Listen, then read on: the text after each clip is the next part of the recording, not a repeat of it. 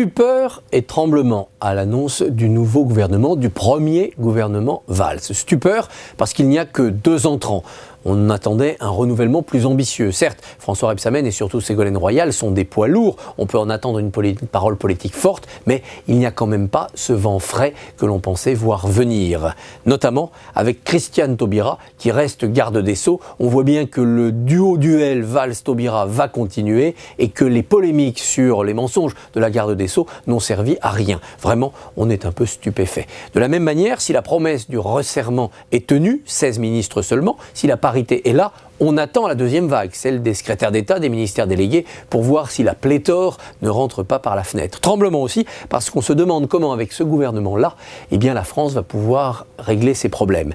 Désosser Bercy ou le reconstruire de manière étrange avec le tourisme et le commerce extérieur qui, nous dit-on, partirait vers le Quai d'Orsay, et surtout une sorte de cohabitation entre Sapin, qui n'a pas l'économie, qui n'a que les finances et les comptes publics, monsieur moins 50 milliards, sans que le budget soit encore attribué, et de l'autre, Arnaud Montebourg, qui a lui la vraie économie, l'industrie, un MITI à la japonaise, qui va devoir lui créer des emplois. Comment ce duo va pouvoir fonctionner pour redresser le pays? On tremble aussi pour Manuel Valls.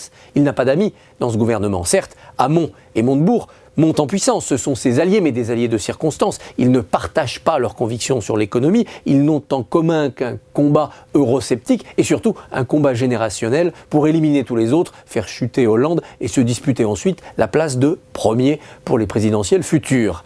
On tremble pour Manuel Valls aussi parce que ce gouvernement semble donner l'impression que l'Élysée garde la main et que l'Élysée va garder ses interlocuteurs privilégiés. Royal, Fabius, Le Drian, Sapin, Taubira ne discuteront qu'avec Hollande, pas avec Valls. Donc l'autorité sera partagée sur les ministres entre l'Élysée et Matignon, rien ne change. Et comme Matignon n'aura que des ministères faibles et pas tous à sa main en gestion directe, eh bien Matignon va essayer de piloter les dossiers depuis Matignon.